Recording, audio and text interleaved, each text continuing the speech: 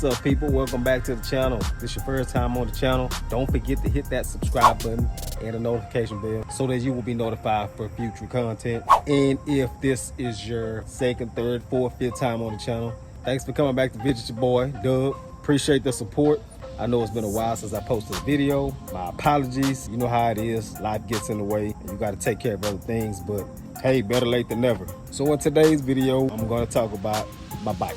2008 CBR 1000 Double R. Here recently, I just had a 240 kit put on it. Since I put it on, I've gotten a few questions from people regarding how does it ride, how much does it cost, how long does it take to get the kit in. You know, those are a few questions that I can answer real quick on this video. If you're on some type of sports bike and you consider going wider, the 240 is really just one size up from a factory look on a motorcycle. Of course, I had to stretch 10 inches over, give it like a nice long clean look. My recent setup consisted of extension. It was a factory swing on with extensions, but I decided to go ahead and go all the way and go ahead, you know, and get the whole setup, the whole shebang, as you can see. So once again, I'm just going to answer a few questions that I've received so far since I've had this kit. If you have other additional questions that I didn't cover in this video, tap in and just, you know, put them down in the comment section, and I'll answer them as fast as I can if you're curious about other things that I didn't cover in this video. First question, how much does it cost? All depends on the size of the kit you go with. If you go with a 240, 300, 330, all the way up to a 360, it's all going to depend on the size of the kit that you go with. Also depends on if you're going to go powder coated like I did, or if you're going to go with chrome or polished look. It all depends. But my kit without installation, roughly about 5,000. Had I went with like a polished kit, even with in a 240, I'm pretty sure it would have cost a little more. But for 240 on average, you'll spend probably around 5,000. And it also depends on where you get it from too. Mine came from Elite Custom Machines, but you have Roaring Toys, you have all things chrome. Might be leaving out a few shops that build custom motorcycle kits, but those are the ones I know off top. So once again, you're going with a 240 powder coated, something like I got, probably gonna spend about $5,000, and that's without installation. So as far as the installation goes, also depends on which shop you go through. Some shops charge by the hour, some shops will charge you a flat fee to put the kit on. I recommend going with a shop that's gonna charge you a flat fee. So my kit was put on by In and Out Customs here in Houston, Texas. They're located on the north side of Houston. They do good work. You can find them on Facebook and I'm sure Instagram. They charged me to put this 240 kit on by $400. Do the math, that's $400 on top of the cost of the kit. I mean, about $5,400, which takes me into the next question I've got. How long does it take for the kit to be put on? They actually knocked it out in one day. I was kind of shocked because I thought it was gonna take a little longer for them to actually get the kit put on the bike, but one day they had me done. Another question I've gotten, how does it ride? There is a slight difference on how it feels on the road, and it's not necessarily a bad thing. It feels to me more stable, more sturdy. Reason being because you got a wider tire back there. You are the type of rider who likes to hit the curves and lean real hard, the knees sliding on the ground. You know the type of riders I'm talking about. With the wide tires, yeah, you can hang that up. Now with these 240, believe it or not, I can still hit the curves pretty good, even with the, you know, with the stretch. I can hit the curves pretty good. Like I say, it's just a slight difference. This is more more or less for looks. You know, if you don't mind a little altered ride for ride quality, then look into it. Another question I received: how long does it take to come?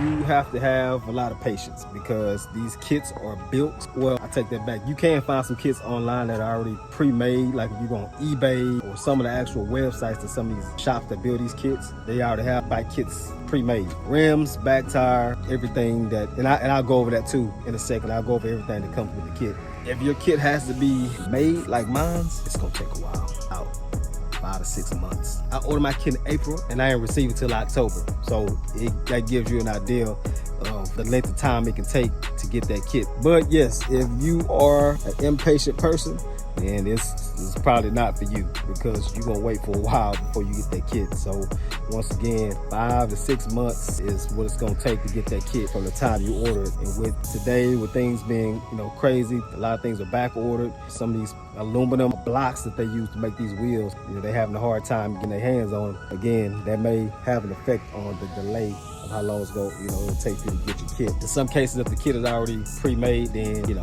well, maybe a few weeks, a month maybe, and you'll have it shipped to your door. So what does the kit come with? For starters, you got your rear wheel, whatever size you get. Again, this is a 240. You got your front wheel. In some cases, you can keep your factory wheel in the front, factory wheel and tire, and you can have the builder make a replica. So you have your factory front wheel and you'll just have a wider rear replica wheel, whether it be 240, 300, 330, whatever size you decide to go with, and of course the back tire. But in my case, I did brand new front and rear wheels. Front wheel kept my tire off of my factory wheel, and the kit came with a rear tire. Also comes with the swing arm. The under brace is an option. You don't have to have it. It's a upcharge for it. It makes the swing arm look a lot meaner with it on there. So I decided to go ahead and get an under brace on that swing arm. The rear plate that covers the axle and everything on the inside, this was optional to have it engraved. They come solid black. As you can see, I got the Elite Custom Machines engraved in mine. All black looks good, or if you go with a polished swing arm or chrome, you can have that plate done in chrome, polished, however you want it. But again, that's an option. If you don't want to advertise for the shop that made your kit, you can have it blank just like this, or have this done, but it is an upcharge for that. Kit also comes with a longer brake line. You're extending that swing arm, so you're gonna need a longer brake line. Under here, this bracket right here also comes with that bracket as well. My factory brake setup had the caliper on top, so I had to relocate that caliper and put it on the bottom with the swing arm. This brake caliper did not come with the kit. I had to buy that separate. It's a direct bolt up to the bracket that came with it. It's actually an upgraded brake caliper. The factory caliper was a 1 piston, and this is gonna be a 2 piston, so more stopping power on the back, which is damn sure a good thing. Next, you're gonna get a nice shiny or powder coated sprocket along with a chain.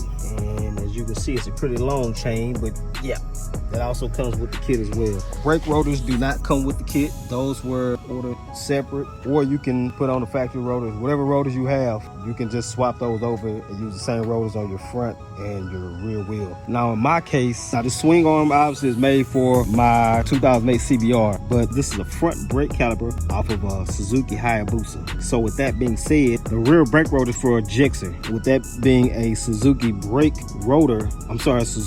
caliper, this brake rotor is the only thing that would have worked with that brake caliper. So be aware of that. If you don't have a Suzuki Hayabusa or a Suzuki Gixxer 1000, you have a Kawasaki or a Honda like mine, you're probably going to have to go with a different brake rotor on the rear because of the way the kit is made. And the only thing I may be leaving out is some of the hardware that comes with the kit. Other than that, this is pretty much everything that you will get with a kit if you go with a fat tire kit for your motorcycle. I think that's all I have. Once again, if you guys have any additional questions, just tap in the comment section and let me know. I'll definitely answer your questions as fast as I can. You guys stay safe out there, and I'll catch you in the next one.